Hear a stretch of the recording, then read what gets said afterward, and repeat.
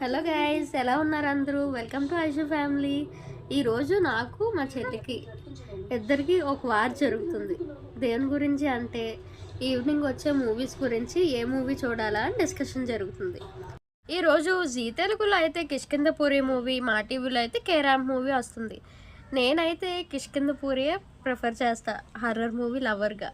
లేదక్క, ర్యాంప్ చూడాలనుకుంటున్నాను నేనైతే. నువ్వు ఒక దానివి ఎప్పుడు చూసినా హర్రర్ హర్రర్ అని అంటావు.